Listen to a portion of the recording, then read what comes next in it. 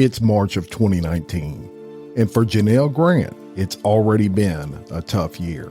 After devoting around-the-clock caregiving to both of her parents, they both tragically pass away.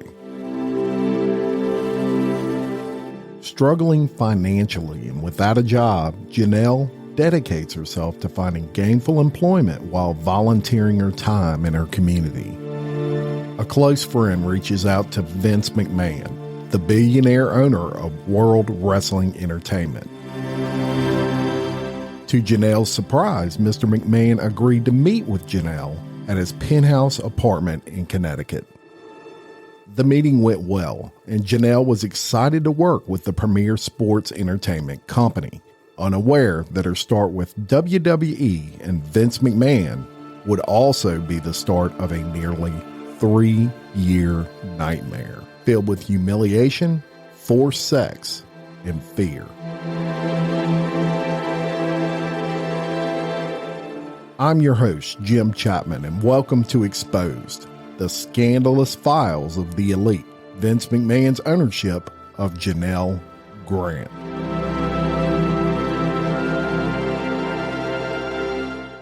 So when we left you last, we had pretty much wrapped up Janelle Grant's lawsuit that she has against Vince McMahon. So as you might expect, this information got out there and everything went haywire, not only in the WWE, but straight out of Vince McMahon's personal camp.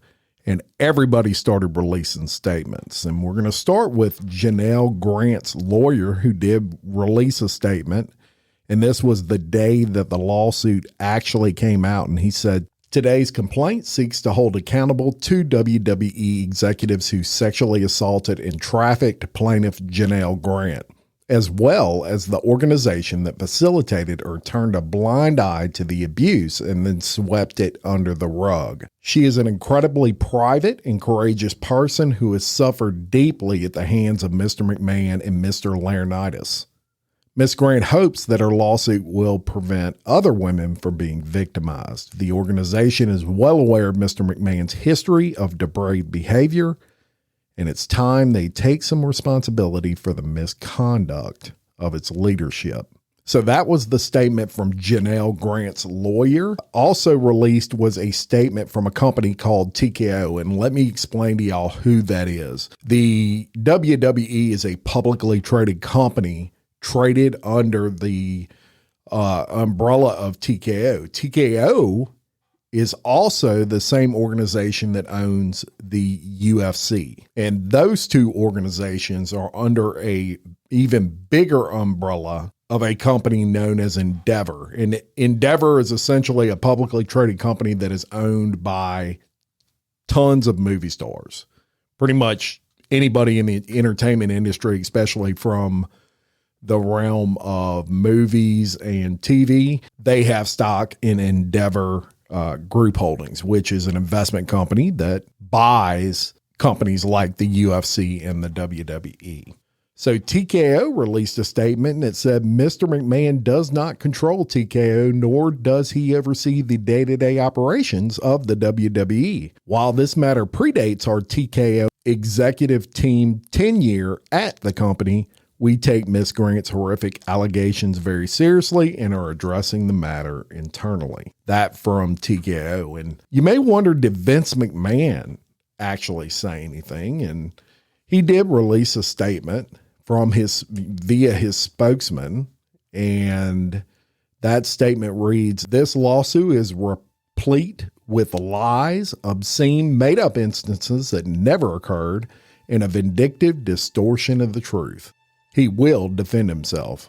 So that was some statements that we actually had. And for those that may not be familiar, Vince McMahon is not the only McMahon that is or was or has been involved in World Wrestling Entertainment.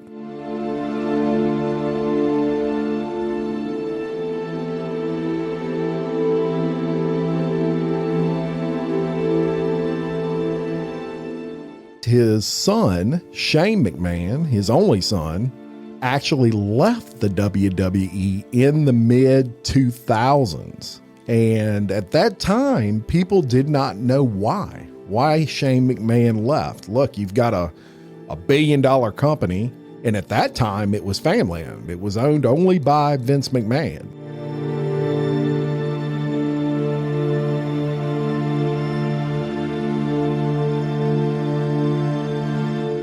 He has a son and a daughter, Shane McMahon and Stephanie McMahon, and both of them actively involved in the mid-2000s.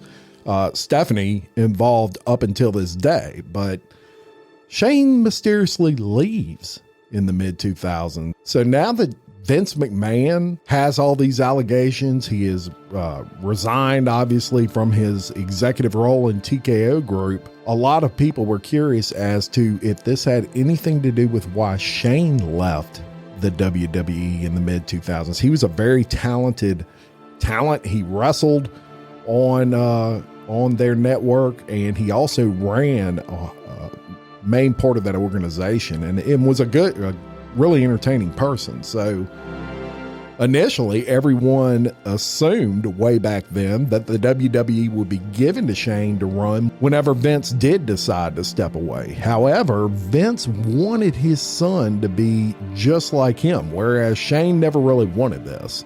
In fact, he actively tried to avoid being like his father. He didn't want to be like Vince. They butted heads a lot, and this eventually came to a head when Shane figured out what his father was involved in over at the Titan Tower, which was the name of the office building that the WWE owned. While everyone was pretty much aware that Vince had mistresses and cheated on his wife, this was common knowledge, his wife being Linda McMahon, as we told you, and they knew this was kind of a regular thing, no one really knew the extent. So reports started coming out, and according to those reports, Shane was trying to stop some of the actions that were taking place. He even stuck around, y'all, far longer than he really wanted to kind of help stop Vince, his dad's terrible behavior. He was involved in many attempts during that time to do so, but Vince's power was just too much. I mean, he was the lead owner of that company, and Vince felt that Shane would come along eventually, figured he would just kind of fall in line, and often tried to get him to engage in similar actions. Now, that's allegedly. He'd even turn his father's attempts to do so in front of major executives in WWE at the time. Shane wanted nothing to do with that, y'all, and he eventually did not want anything to do with his father at all. The tension started building, and eventually Shane just left in the mid-2000s, and the two were estranged for quite some time after that. So the assumption back then, of course, wasn't all these allegations of sex trafficking and things like that and paying off all these women that eventually came out years later. Many assumed that Shane was not getting the CEO role. Vince was actually looking at Stephanie to take over that role, and they assumed that was the reason he left, and that CEO role was open because Linda McMahon stepped out of that role and kind of left that hole there. And I would imagine now that all this is coming out, you can figure out why. So eventually Stephanie kind of filled that role after Shane left. Stephanie McMahon, Vince McMahon's daughter, and eventually she married a wrestler by the name of Triple H, Hunter Hearst Helmsley, as his wrestling name was known. And they formed kind of a power couple. Now, the word on the street is Triple H and Stephanie kind of tried to do the same thing that Shane did. They knew that these allegations were going to start coming out and it was going to tear apart this company. And I don't think they knew all the actions that Vince was involved in, but I'm pretty sure they knew about the majority of them. As a matter of fact, I watched Triple H in a news conference after all of this came out, and he said he hadn't even read the lawsuit, and I call total bullshit on that. If you are the pretty much the CEO of the company, which Stephanie McMahon and Triple H are, and this is a $1 billion company, and you have a lawsuit of this magnitude that has, we'll get into all the negativity that has been shined on this company now. But if you are telling me or expect me to believe that you haven't even read the lawsuit, Triple H, you're full of shit, and you know it. And nobody believes that. But I want to tell you this quick story. Now, whenever Janelle Grant filed her internal issue with the WWE, which led to Vince, quote unquote, retiring, initially Stephanie started doing some digging on her own. And she was able to conclude that her father did engage in the actions that were claimed in this lawsuit. This is allegedly.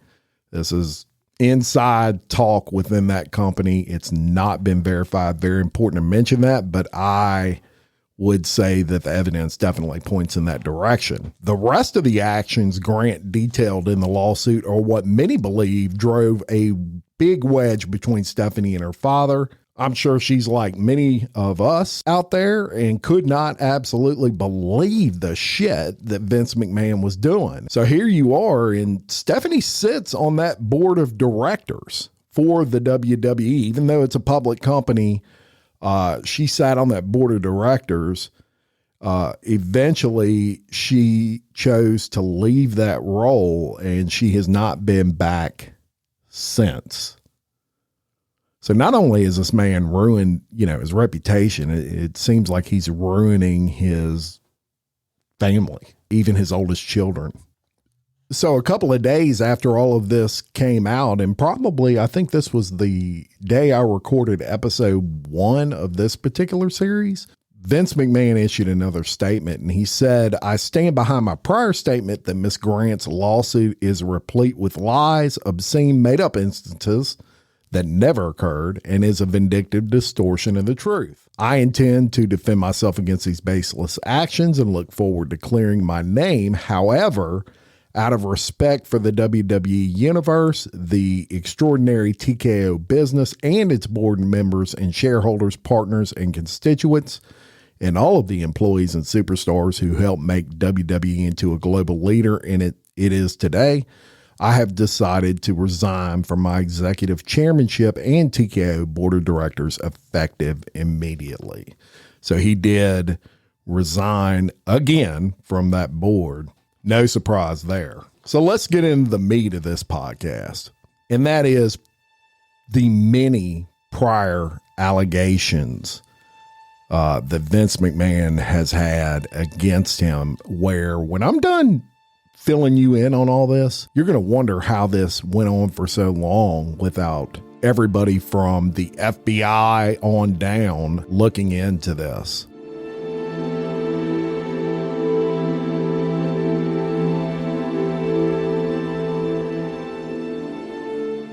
And we're going to start with a woman named Nancy Argentino and a wrestler, a superstar, as a matter of fact, by the name of Jimmy Superfly Snuka. And y'all, in the mid 80s, really kind of into the early 90s, Jimmy Superfly Snuka was the man in wrestling. We're going to take you to May 1993, and Miss Nancy Argentino, who was the girlfriend of WWE superstar Jimmy Superfly Snuka, died of traumatic brain injuries.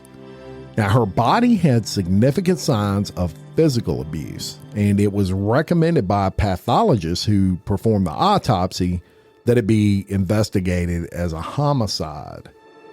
So Snuka, and only Snuka, had been with her, and he claimed that she fell, and his story later changed. He also had been arrested a few months earlier than that incident where Miss Argentino died. He was arrested for assault because 2 police deputies who arrived on the scene of a call of domestic violence actually witnessed Snuka forcibly dragged the naked Miss Argentino down a hallway by her hair as she was draped in a blanket, and he actually pled guilty and received a fine in that case. Now here's where it gets even more interesting. 1 month after Argentino's death, Vince McMahon and Jimmy Snuka had a meeting with the assistant district attorney and 3 detectives in that case. There's no information, however, on what was said in that meeting. In his 2012 book, Jimmy Snuka states about the meeting that all I remember is Vince had a briefcase with him. I don't know what happened. Well, charges were not pressed after Vince McMahon left that meeting with what was likely an empty briefcase. Jimmy Snuka continued his career and had what is now a famous steel cage match just a few months later. He was a hot commodity, y'all. He had made Vince more money than you can imagine, and he was even a part of the main event at the very first WrestleMania in 1985. But get this, over 3 decades later, Snuka was charged with the 3rd-degree murder of Argentino. However, in January of 2017, he was deemed not mentally fit to stand trial, and then he died 2 weeks later at the age of 73 after a battle with stomach cancer. So the question will always remain, what was in that briefcase that Vince McMahon had? But it's an early indication that Vince McMahon will do anything to protect the WWE, and it kind of speaks to his character. So let's talk about that character for a minute. And McMahon, back in the early 80s, also did an article with Playboy magazine, an interview.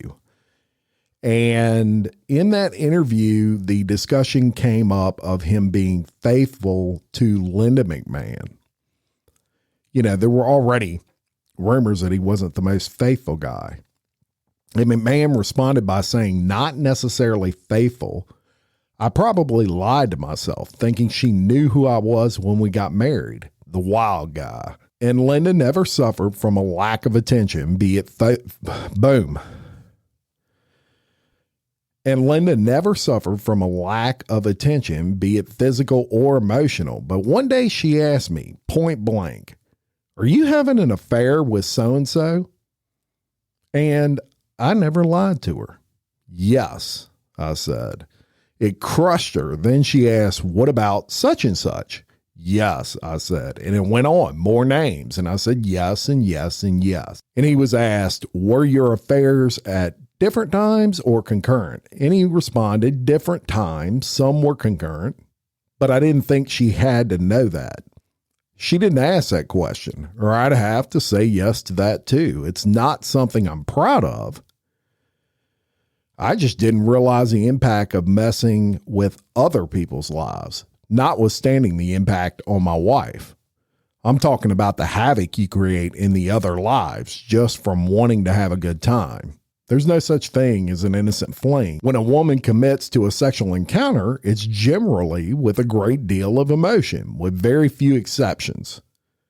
It's not just, let's have sex. Boy, that was great. Women just don't do that. So I guess maybe I hurt a lot of people. The sex was terrific, but from an emotional standpoint, I regret that. And then Playboy asked him, well, have you changed? And he said, I learned about the ramifications of sexual relationship. If you're married, you're touching a lot of lives, mostly negative. I was thinking it was just supposed to be sexual. We were supposed to have a great time and be better off, but it's always more complicated than that. It can't interfere with your own life too. Having an affair, running off here and there, and that can take a lot of energy. It takes a lot of effort, a lot of time. The last 5 or 6 years, I've found that I not only appreciate my wife more, but I can get a hell of a lot more done. So Playboy said, you don't cheat anymore? And he said, I have not only been loyal, but faithful for about 6 years. Linda and I have a great marriage. I don't want to screw it up. I'm not saying that I don't look. I'm not saying that I won't fall off the wagon one day. I hope not, because of all the complications and because I would have to tell her if she asked me. I don't have a desire to go outside a relationship. And if I'm on the road for more than 3 days, I'm flying afterward to where Linda is. So that was his attitude towards that.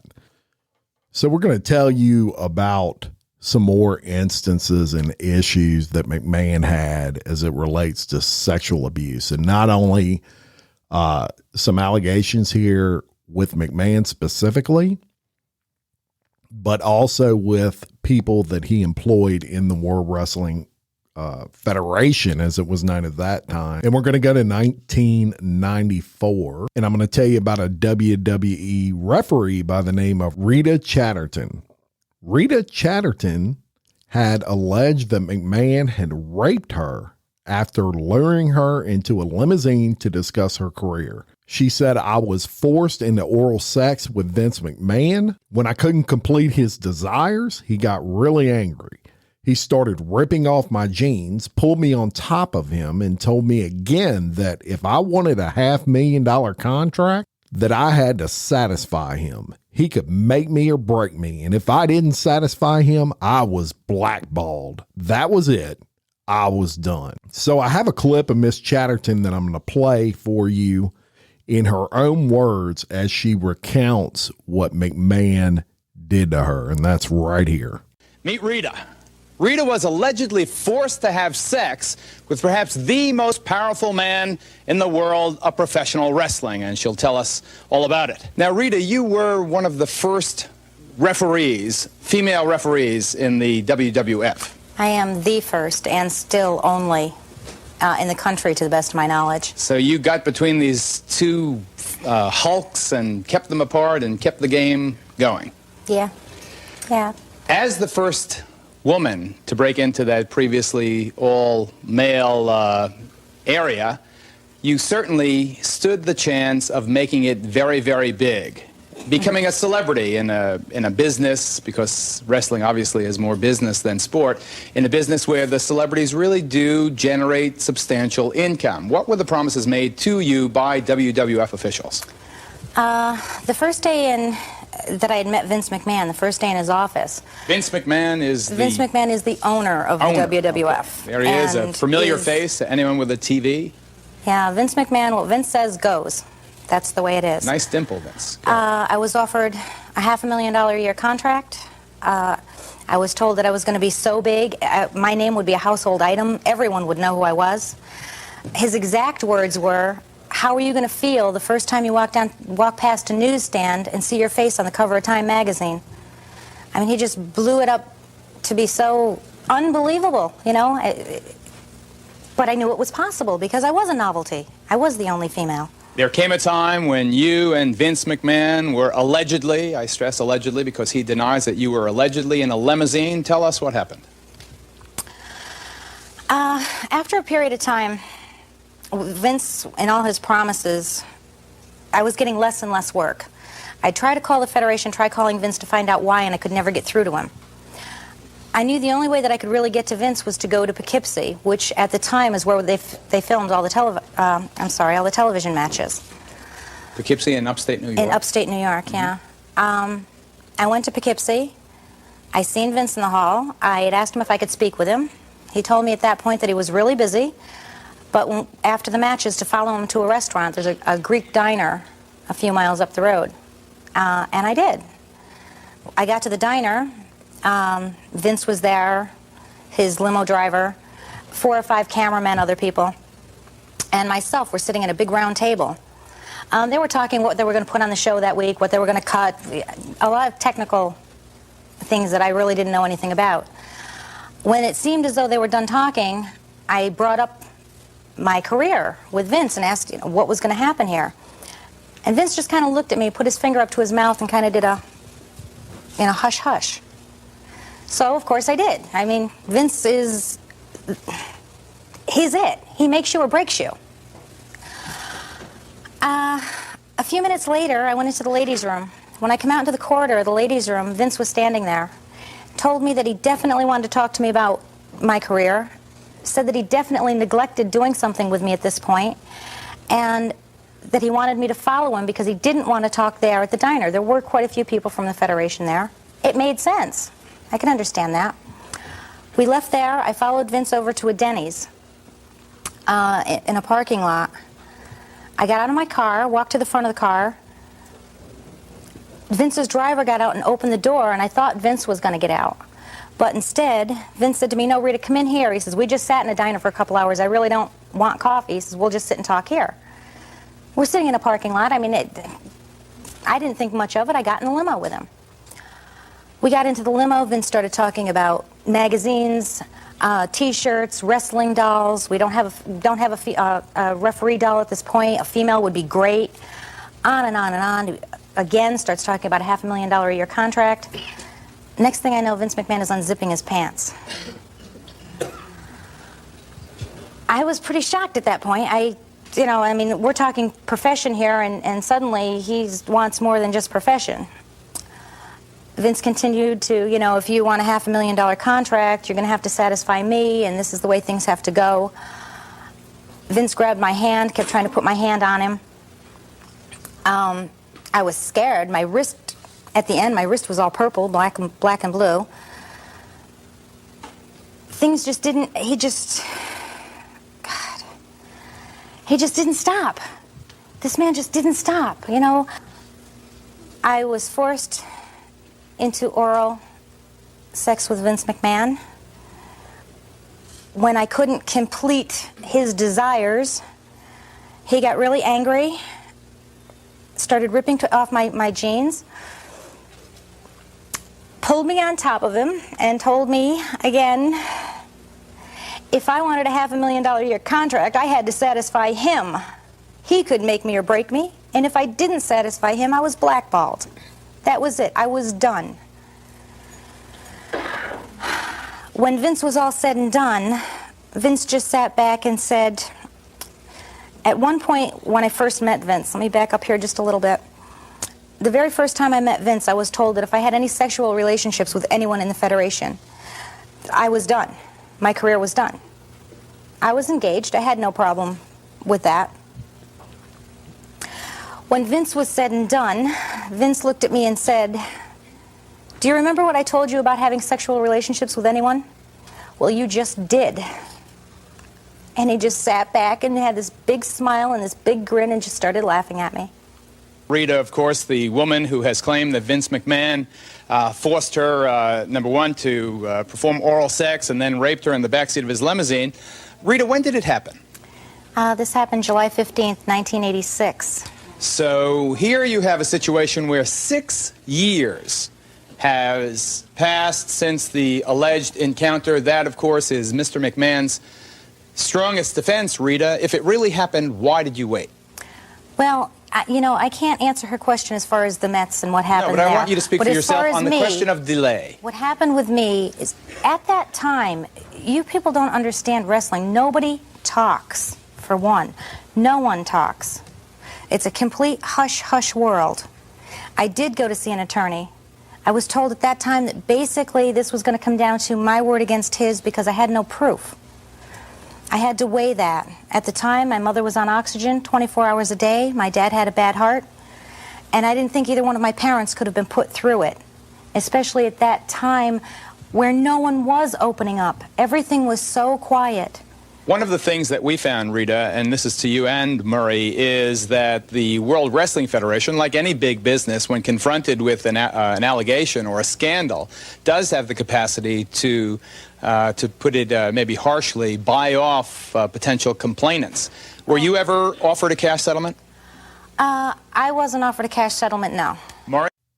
So the sexual abuse didn't only exist with respect to Vince McMahon.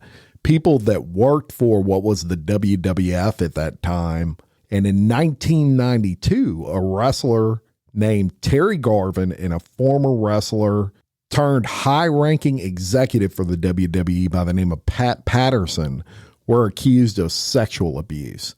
Many witnesses came forward and said they were fired shortly after they refused the sexual advances of Garvin and of Patterson. However, it gets worse, y'all. Garvin had made sexual advances to ring boys, what was known as ring boys, and Vince McMahon seemed intent on defending both Garvin and Patterson. And honestly, he had a reason to. Patterson was a huge contributor to the WWF at that time's success. He was the first ever Intercontinental Champion, and he was actually the brainchild of the Royal Rumble, which was hugely successful and a major part of the WWE all the way up to this day. Now, it gets even worse than that. Ring announcer Mel Phillips was also in charge of overseeing the ring boys. And these were mostly just local kids, and they would volunteer for what was a single event, and Phillips would entice them with the opportunity to see the wrestlers for free. Now, during his career, y'all, he was accused of molesting countless kids. The Phillips scandal is actually what caused Linda McMahon, Vince's wife, to fire Phillips in 1988, but she eventually rehired him on the promise that he would stop molesting kids. True story.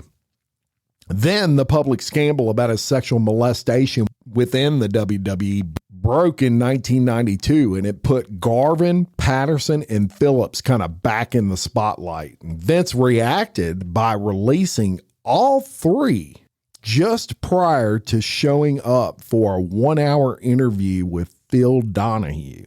And Phil Donahue actually brought multiple WWE employees who were let go after telling Vince that Garvin and or Patterson had made sexual advances towards them. So I'm going to talk to you for a second about a guy by the name of Murray Hodgson. And in the early 1990s, Vince McMahon and the World Wrestling Federation, they held a nationwide search for a new announcer for their programming through Billboard magazine.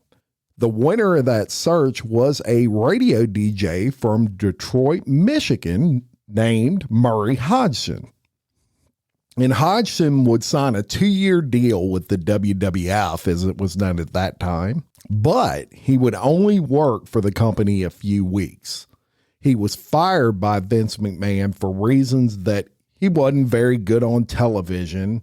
And 6 months later, Hodgson files a sexual harassment lawsuit against Vince McMahon and the WWF. He cited that WWF employee Pat Patterson, the guy I just told you about, made sexual advances towards Hodgson. And when he refused, he was fired.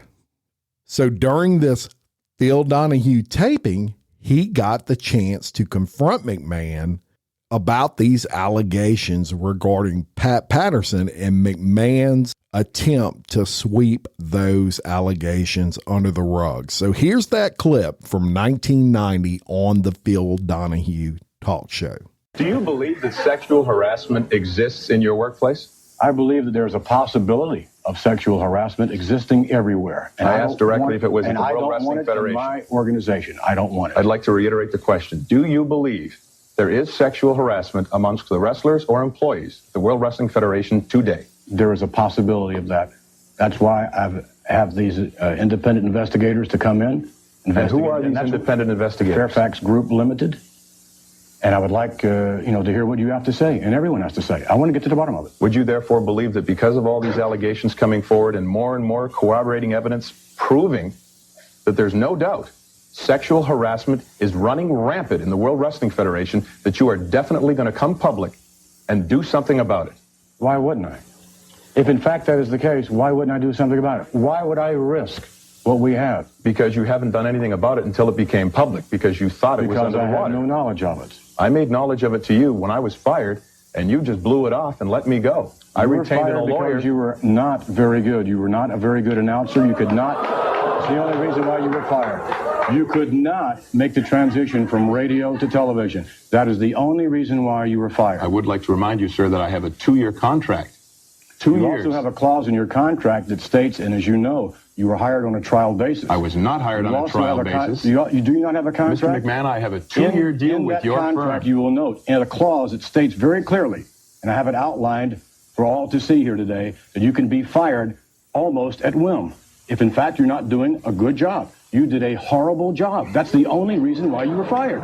That's it. Maybe I should point out, first and foremost, that might be your inability to pick good talent. It could be. You had a national talent search, Vince McMahon. Could be. You advertised in Billboard magazine and across many different media sources searching for one man that could be the new face and voice of the World Wrestling Federation. You flew me in back and forth 4 and 5 different times from Detroit, and you chose over the course of 1 year of negotiations that I would be the man for that job. I didn't sleep with your vice president. 2 weeks later, I'm fired. I also want to point out one very important fact. From your office came a letter to my landlord to verify my employment. From that letter, I must bring this point up. It says Murray Hodgson has a very secure job with Titan Sports and is a positive and productive employee. From your office. Just because I don't sleep with your vice president, that qualifies to blow me out of a 2-year deal? I don't buy it. Right.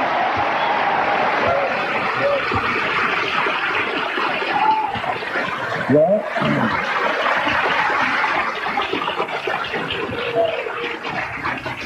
said very well, but I believe untrue. If, in fact, these allegations against Pat Patterson, whom you won't name, are true, why not pursue the legal course, the legal recourse? Why not pursue? We are doing that right now. You are. And you are aware that you waited 6 months after you were let go to bring these homosexual charges against Pat Patterson. 6 months you waited. Why? September 14th. If in fact you were fired on the spot, if you were fired for incompetence, all right, why didn't you say right then, why didn't you say, hey, look, Vince, your vice president made a pass at me. You never told me that. No one had any knowledge. Human resources had no knowledge of that. Rene Dubose was waiting to hear your story. Why did you wait 6 months? You asked me for $160,000 today, otherwise you were coming on this program. I'm happy you're on this program. Mr. McMahon, do not try to deflect the truth here. First and What are you foremost, asking for? How much money have you asked for? I have never asked for any amount of money from you. You have tried to buy me off to shut up so I wouldn't come forward and tell of these allegations that's running through the World Wrestling Federation. Your attorney should be consulted. My attorney, on September of 1991, came forward to you with a letter addressed to you, telling you exactly what happened and that I was discharged wrongfully. I had a 2-year contract and that you, too, were well aware of the fact that there was a homosexual advance made against me. Don't tell me I waited 6 months. 3 weeks later, I was on your rear end. 3 months later? 6 weeks later. No. The only reason we waited a little longer was because you continued to try to negotiate to buy me out, and I wouldn't allow it. The fact of the matter is, if you look into this man's past, the fact of the matter, if you look into your I don't think we should bring up the past. I guess not. The issue at hand here, Mr. McMahon, is one thing and one thing only. You addressed on Larry King Live Friday on CNN. You went on and you said that I never worked for the World Bodybuilding Federation. I am on a video that is sold around worldwide. True, your my voice. So you told the country that I didn't work for the World Wrestling Federation. You say you were a freelance and you were hired. Well, of course not. Right. But you weren't. Second of all, you said you fired me. You didn't fire me. John Filippelli not only gave me the letter, but he also fired me. John felt so bad that I was being released that he allowed me to stay at his house if I wanted to and be with his family until I could find further place to live. And that's, my friend, speaks to all of the good deeds and good people throughout the World Wrestling Federation. We're talking about 3 people here. We're talking about 3 people and only 3 people that have brought these allegations against. We're not talking about the 300. We're not talking about all of the wrestlers and things of that nature. Let's keep some balance here. Now, to be fair, in this case, as it turned out, Hodgson's own lawyer decided to drop him as a client after McMahon and his team of lawyers and some independent private investigators discovered that this wasn't Hodgson's first sexual harassment lawsuit. Apparently, Murray Hodgson made a career out of suing ex-employers for the same allegations. The jury in his case not only dismissed the lawsuit, but allegedly called Murray Hodgson a habitual liar and a con man. Murray Hodgson would soon disappear from the spotlight, and it is believed that Hodgson now lives and works as a nightclub owner in the Michigan area. It's also worth mentioning that after that public scandal calmed, McMahon did rehire Patterson. The Mel Phillips side of that scandal resurfaced in 2021 when it was reported in detail that one of the kids who Phillips molested was a kid by the name of Tom Cole. Shortly after the story was made popular again, after it gained traction on, social media and what, sadly, Cole commits suicide. And his brother, very upset about this, took to Twitter to blame the McMahons for covering up for child molesters. And that Twitter post said, "My brother Tom committed suicide a couple of hours ago. Vince McMahon and his wife Linda let child molesters into their companies years ago and did everything possible to cover up what they did to my brother. I hope you can sleep good at night, Vince. Our family suffers. Thank you." And that from Lee Cole III, the brother of Tom Cole. Sad stuff. And now we're going to talk a little bit about the Fabulous Moolah. And the Fabulous Moolah, one of the iconic wrestlers, female wrestlers of all time. She was a woman's wrestling champion for 28 years. She trained female wrestlers independently, but it's also reported that she abused many of them, and she would even leave them with powerful men in the business, some of whom would allegedly even abuse them further. She managed to also take advantage of those whom she sent to Vince to wrestle by making sure that her wrestlers only received payments through her, taking as much as 50% before paying them. Now, all of this was made possible because Vince made certain to always pay Moolah for the matches that her wrestlers were involved in, regardless of whether Moolah was wrestling or not. And in the years following her death, many have come forward to share their story of abuse, forcing the WWE to change certain honors they gave Moolah and bringing the organization itself, as well as Vince McMahon, into question for enabling her for decades. So it wasn't even just limited, if you thought that this was just limited to the male gender, you're wrong. Even some females in the WWE were certainly privy to and even participated in some of this disgustingness, sickness. And if you think the allegations would stop there with McMahon, you would be wrong. In February of 2006, the Palm Beach Post reported that McMahon had shown nude pictures of himself to a tanning booth attendant at Tanza Bar in Boca Raton, Florida, and subsequently made unwelcome advances and finally cornered her in a tanning booth and groped her. And in 2011, a former spa manager at a California resort accused McMahon of assault. It's just on and on and on with this guy.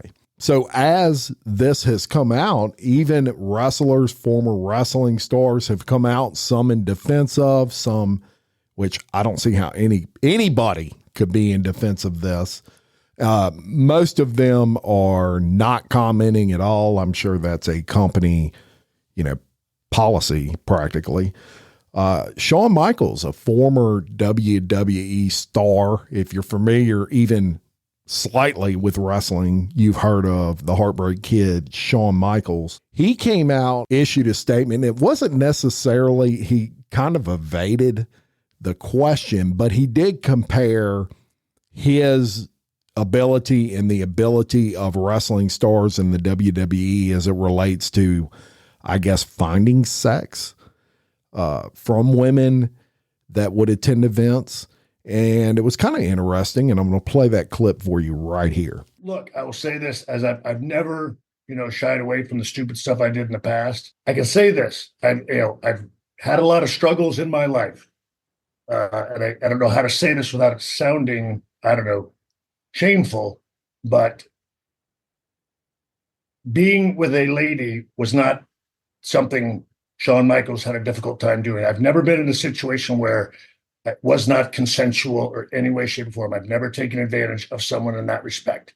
those things are done for two reasons, and I've had a lot of counseling in my lifetime. And and the reason you do that stuff is because you dislike women or you have power issues. Shawn Michaels did not have those. He had insecurity issues, and he had problems feeling like he wasn't enough. That's why you go to drugs and downers. The other stuff is built on power and disrespect for women, which is something I've never had. So that was Shawn Michaels. And another former wrestler and former MMA star, Ken Shamrock, who was a very successful wrestler in the WWE. He came out about the Vince McMahon allegations when he was asked about them. And he let it be known that this was kind of no secret, the antics with Vince McMahon and the WWE. When it came out in April of 2022, that Vince McMahon had paid over $3 million in hush money. And incidentally, y'all, now it's at over $14 million in hush money. But he was asked that question, and here was his response. Vince McMahon was always such a huge figure in WWE and WWF before then. But then in April of 2022, an investigation started where they found that there's $3 million in hush money that he paid over affairs with former employees of the company. There was also other, agreements that he paid off various people that totaled like $12 million.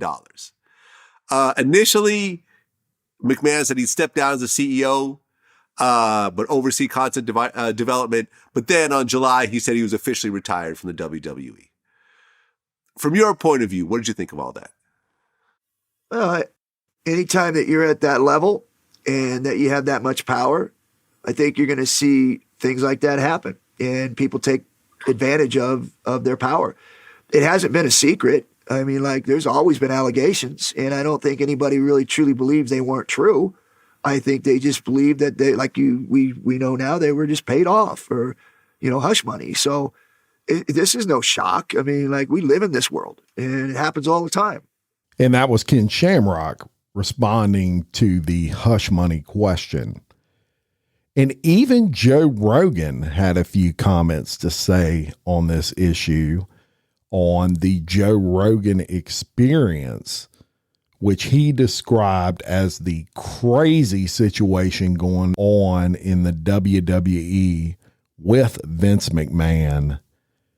And here's that. Oh, dude, that Vince McMahon is wild. That boy's out there. I read this. I couldn't get through the text messages. I started trying to read them, and I was like, I don't want to read. This is like poison. But the thing is, when I see that dude with his shirt off, he's 80 years old, he's got a chain around his neck. What, are you shocking me with this information? Yeah. Don't you think it takes a lot to get that guy going? No, it's you're saying he needed to send all those text messages to get aroused at that age? I think he probably needs a lot just for stimulation. Listen, he's a billionaire. Right. He's been running pro wrestling for fucking decades. He's world famous CEO of this giant fucking multinational company, pro wrestling company. He's also in pro wrestling. Right. He gets out there and competes. He does it. Yeah, I guess. Or, performs, I should say. At a certain point, I guess, if you're that through the looking glass of reality, you become a heel in life. Life is heel, and everything is a match. Yeah, if you're going to be really successful at putting together pro wrestling, probably be pro wrestling all day long. You got to stick with it. Yeah, stay in it all fucking day long. Don't go read Nietzsche at the end of the day. Don't be reading Carl Jung's thoughts on flying saucers. Get the fuck out of here. Drink beer and go fuck. Yeah. That's what you should be doing. You're on the road. I want you to Ric Flair it until the fucking wheels come off. They do come off, too. Well, yeah, on almost all of them. And that's Joe Rogan on the situation.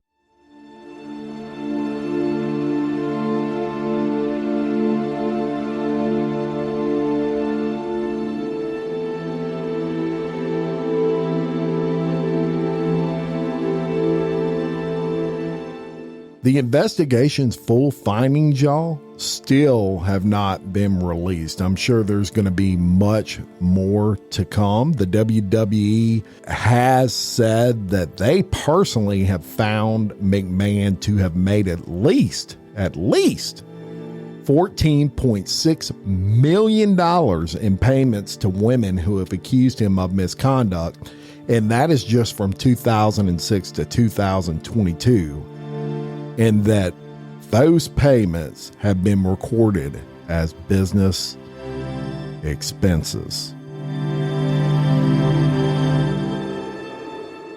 So I'm sure the Vince McMahon saga will continue. Thanks for joining me in this 3-part series of Exposed: The Scandalous Files of the Elite, Vince McMahon's ownership of Janelle Grant. A new series will be coming up next Monday. Keep listening, and much love.